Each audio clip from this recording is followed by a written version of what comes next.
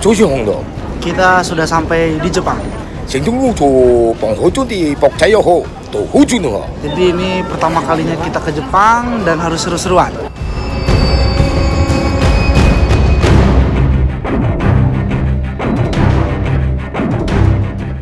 Selebriti juga manusia. Ya, di tengah badai gonjang-ganjing gugatan cerai Lina sang istri, tak banyak yang tahu bahwa meski terlihat tenang dalam sidang perceraian, tapi diam-diam Sule konon mempersiapkan mental menghadapi sidang di Pengadilan Agama Cimahi, Bandung, Jawa Barat itu.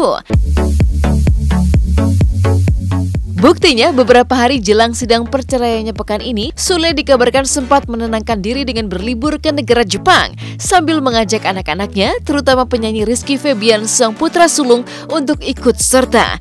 Uniknya, Rizky bahkan mengaku diajak sang ayah secara tiba-tiba, menyisakan pemandangan mengejutkan. Pasalnya, meski tanpa mengajak Lina istri Sule, tapi toh Sule terlihat, bahkan Rizky terlihat baik-baik saja menikmati liburan mereka di Jepang tanpa memperlihatkan mimik prihatin jelang sidang cerai. Ya, ini tempat belanja, pokoknya banyak orang-orang di sini belanja, banyak yang dibeli oleh-oleh dan yang lain-lain. Tempatnya Asakusa, dan di sini orang-orang Jepangnya itu kayak orang Jepang ya, dan jago bahasa Jepangnya. Nah, ada yang pakai baju kimono, kidaus dan yang lain-lainnya. Oh, pokoknya di sini rame banget. Lihat. Kayak gimana? Rame banget di sini, orang-orang pada foto.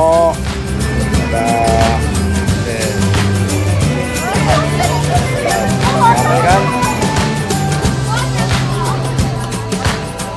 Ini hari di Tokyo. Ini tempat gubernur ya, Tokyo.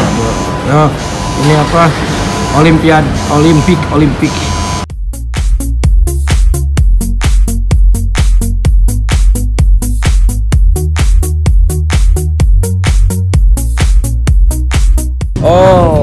Kita mau ke patung Hachiko, ke patung anjing.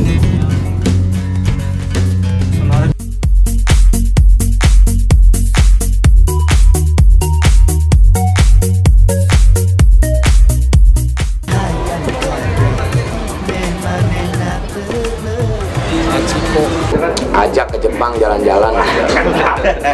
Udah itu. Anak-anak nyaman kok, dia nggak ngedown semuanya. Ya, seru banget kemarin liburan di Jepang sama adik-adik, sama ayah. Terus juga kita ke tempat, sebenarnya lebih ke berusaha untuk membahagiakan adik-adik ya, karena saya kan jarang ketemu. Terus tiba-tiba ayah bilang, Ki, ke Jepang ya, ayo, karena tahu tujuan ayah, karena pengen adik jarang main, ayah jarang liburan kemana-mana. Jadi berusaha untuk membahagiakan, dan alhamdulillah banyak pelajaran yang diambil. Iya, liburan Rizky bersama Sule sang ayah jelang sidang cerai itu pun menyisipkan sederet makna pelajaran hidup, menyisakan tanya.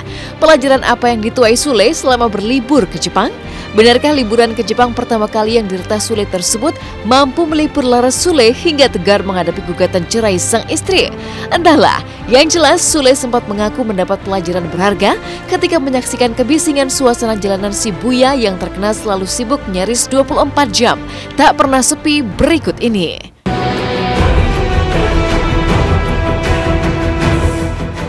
Tingali, Justin, Agung tinggali Marapayung. Jadi kalau di Indonesia itu yang macet mobil, kalau di sini mah macet manusia. Jadi yang macet orang-orang di sini mah. Di Indonesia mah mobil yang macetnya. Lihat tuh, rame, penuh terus.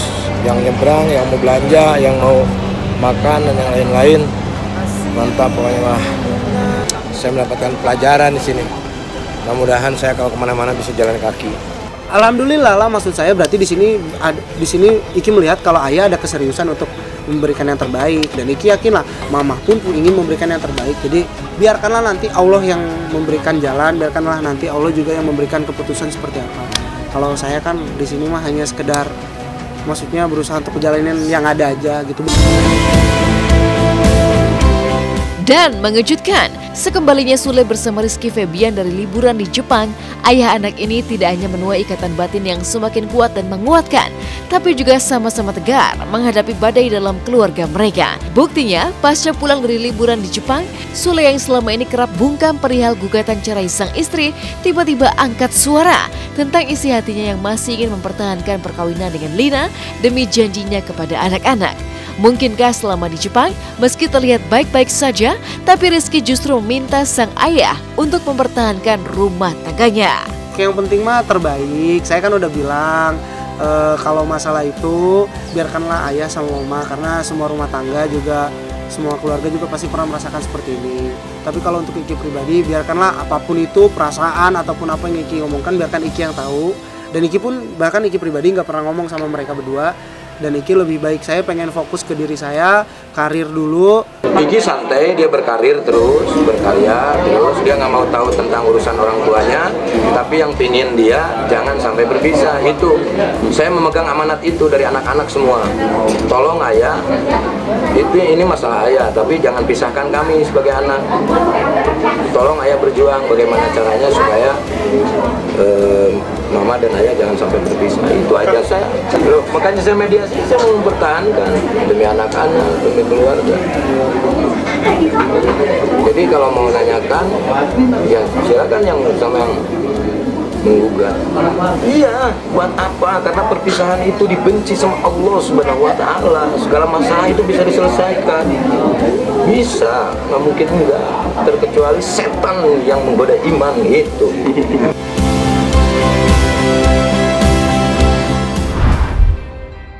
Pelik pekan ini juga menghampiri pedangdut Siti Badriah.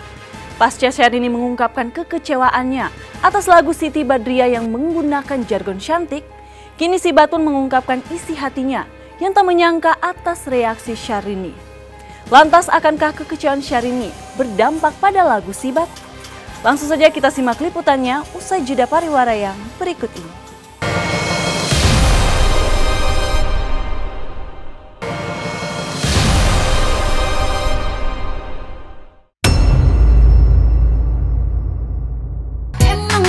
Cantik, tapi bukan sok cantik. Cantik-cantik ini hanya untuk dirimu.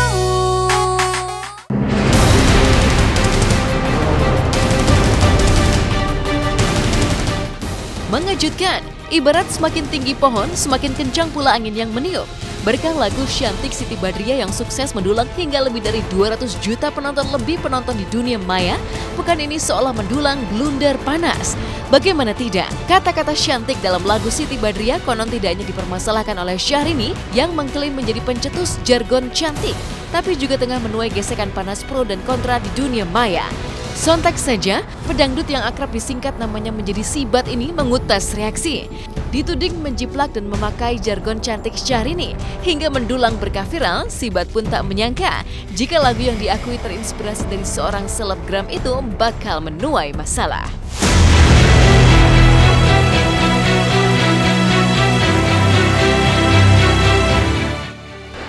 Jujur sih aku taunya 3 hari yang lalu pas aku lagi ke Bali. Taunya malah dari jadi beberapa orang ada yang komen-komen di Instagram aku, terus aku demi Allah aku nggak nyangka gitu, apa sih sabar ya kak gitu sabar ya kak ye lah komen-komenannya, orang-orang inget dengan kata-kata cantiknya aku itu sama sekali nggak nyangka, karena aku berpikir waktu aku take vokal pun aku suka aja sama lagu ini, ketika booming alhamdulillah, ketika enggak memang untuk jadi koleksi aku gitu. Jadi aku memang ngefans banget sama lagu aku sendiri yang ini gitu, karena memang musiknya juga enak gitu. Aku mikirnya gitu sih. Jadi kalau untuk bakalan orang-orang apa ya ngatain aku ngejiplak atau gimana dengan cara gayanya segala macamnya, ya terserah kan ya, orang kan prinsipnya beda-beda. Kalau aku ya aku hanya menjalankan apa yang disuruh, rezeki aku di sini gitu. Ya udah, ketika Allah mengabulkan semuanya yang aku mau, ya udah alhamdulillah. Cantik itu dari Inces. Tapi kan ketika penciptanya taunya dari Mimi Peri, gimana? Mau gimana? Ya kan gitu. Jadi kayak yang ya walaupun itu memang udah jargonnya Inces, tapi kan memang kita ya sering lihatnya Mimi Peri cantik 17 kali cantik bla bla bla bla bla bla. ya mau gimana lagi gitu kan. Miris ya, menyayangkan sekali kadang-kadang nih ya sesama para seniman, teman-teman artis juga kan seling juga mengikuti Bibi Lincah ini. Anda jangan julid, manja, cantik, tapi kadang-kadang mereka bukan dari Syahrini. Kadang-kadang suka tidak mengakui gitu ya. Apa sih sebetulnya susahnya? Kita kan berteman sama-sama, tapi kadang-kadang suka pada munafikan. Dipakai juga, mereka mendapatkan uang juga dari aku, ya kan? Saya nggak emosi, cuman apa sih susahnya mengakui kalau iya gitu loh. Apa susahnya gitu, itu aja sih yang berat. Terus yang cantik, lagu cantik, katanya bukan dari Syahrini. Hei, nih baca Anda jangan julid.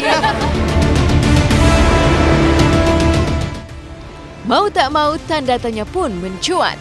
Jika sejatinya jargon cantik Syahrini tercetus sejak tahun 2010 lalu dan booming hingga digunakan banyak orang seperti Rina Nose yang menjadikan jargon Syahrini sebagai lagu tanpa menuai banyak masalah, mengapa kini setelah 8 tahun berlalu Syahrini baru memperkarakan jargon cantiknya dipakai dan menjadi booming lewat lagu Sibat? Coba bandingkan kata cantik dan jargon cantik Syahrini berikut ini.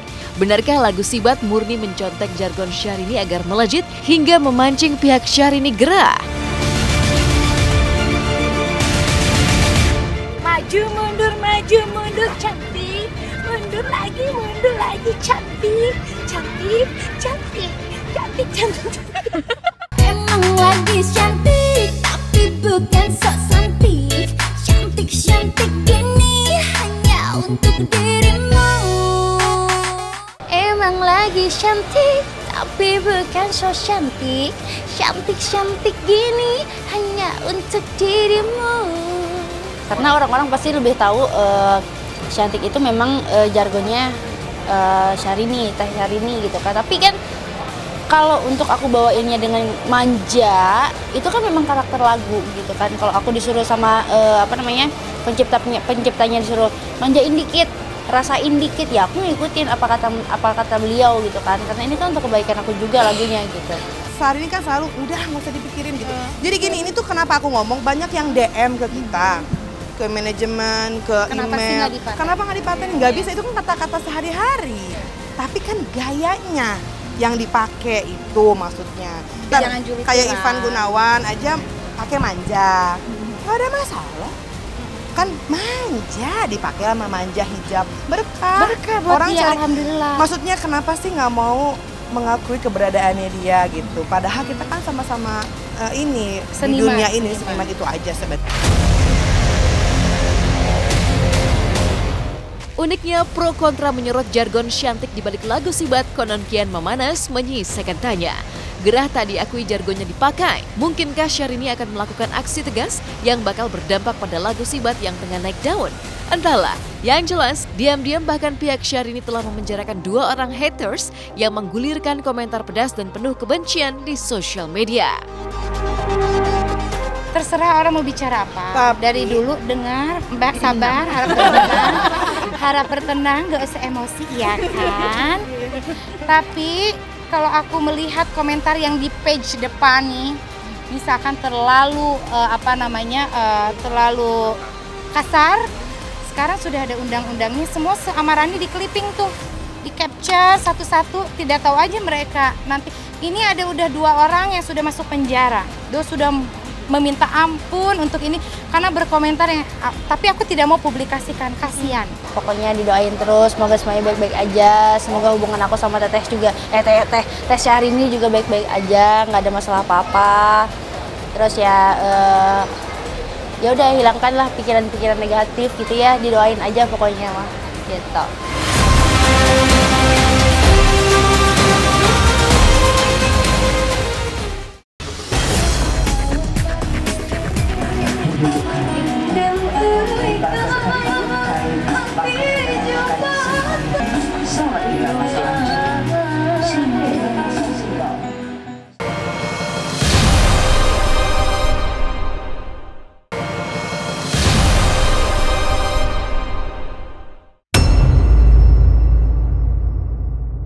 Betapa bahagianya hatiku saat ku duduk berdua denganmu. Bulan Juli ini seolah menjadi bulan yang mengurai bahagia sekaligus stres bagi mantan penyanyi cilik Cikita Meidi. Bagaimana tidak, bakal resmi menikah pada tanggal 8 Juli 2018 nanti. Hari Jumat kemarin Cikita menggelar acara pengajian sekaligus malam bainai dengan balutan adat Minang yang kental. Uniknya tak banyak yang tahu, di balik senyum bahagia Cikita menjalani rangkaian seremoni jelang nikah kemarin, Cikita sempat diguncang stres karena mempersiapkan acara berikut ini. Walahul jawaril munsa'atu fil bahri kal a'lam sallallahu ala Muhammad.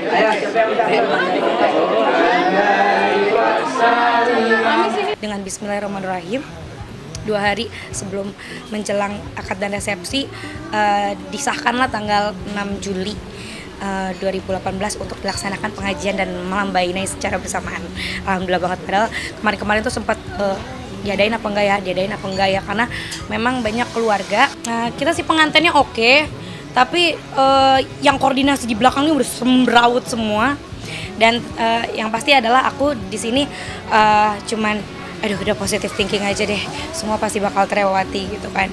Kayaknya pasti pada ngerasain deh riwa-riwa sebelum nikah. Nah, aku untungnya di-keep sama WO, di-keep juga sama semuanya, jadi tenang.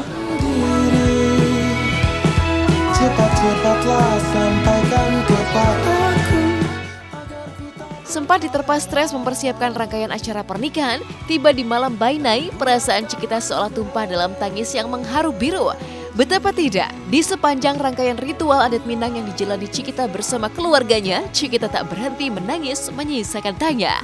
Ada apa dengan Cikita? Jika pernikahan adalah sebuah kabar bahagia, mengapa Cikita seolah tak putus menangis di setiap rangkaian malam bainai kemarin? Walaupun nanti Cika telah memiliki pendamping hidup, tapi Cika tidak akan pernah melupakan pendamping hidup Cika yang sesungguhnya, yaitu Papi dan Mami. Calon pengantin berkata dari naluri hatinya yang dalam pada Papi dan Mami tercinta.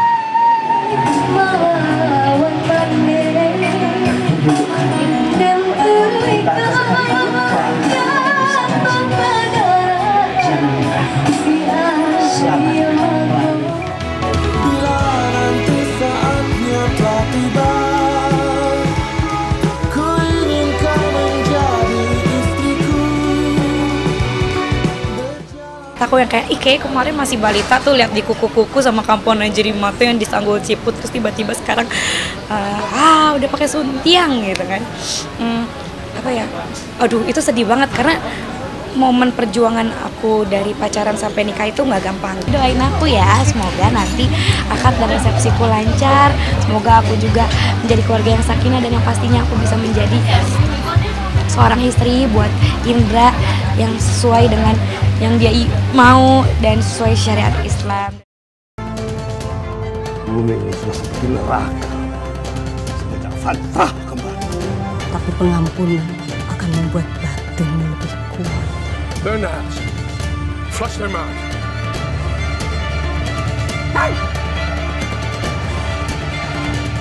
Karena ketika para uji melaya, mereka tidak akan pernah mati. Santailah dulu sejenak kawanku. Jauh dari haru biru seremoni jelang pernikahan Cikita Meidi, film Ku Lari ke Pantai justru laris manis mendulang reaksi publik hingga selebriti. Buktinya tidak hanya grup musik Ran yang mengisi soundtrack film Ku Lari ke Pantai yang antusias menonton film garapan Riri Riza ini, tapi sederet selebritis seperti Asri Walas pun berbondong-bondong antusias mengajak anak hingga keponakan mereka untuk menonton film Ku Lari ke Pantai yang syarat dengan pelajaran cinta akan Indonesia. Sama keponakan aku menonton Ku Lari ke Pantai. Terus Senang banget karena sebelumnya kan terakhir kali nonton film anak-anak yang seru tuh Petualangan Sherina. Jadi ini dari kemarin tuh aku udah excited, pengen ngajak dia nonton Pelari ke Pantai gitu.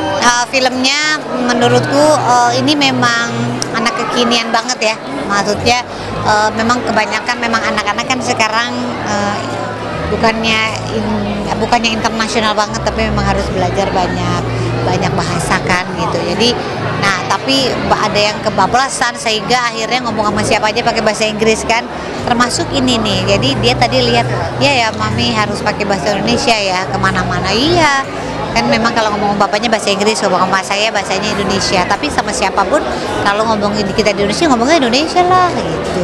Iya, jadi banyak hal-hal yang membuat kita jadi membuka mata ya, mendidik anak seperti apa gitu. Film yang pastinya ditunggu-tunggu banget sama orang karena ini bikinannya Mira Osman dan juga Riri Riza. Iya, dan ini adalah film anak-anak setelah ya cukup lama ya, maksudnya sebenarnya nggak lama juga, tapi sekarang lagi jarang sekali film-film yang untuk anak dan keluarga gitu. Jadi ketika kita bisa terlibat di film ini, memberikan sumbangsi juga, ya kita merasa sangat terhormat aja. Kami jangan lupa untuk menyaksikan film Kulari ke Pantai karena ini adalah film yang bagus dan positif banget buat teman-teman semuanya. Nonton ya.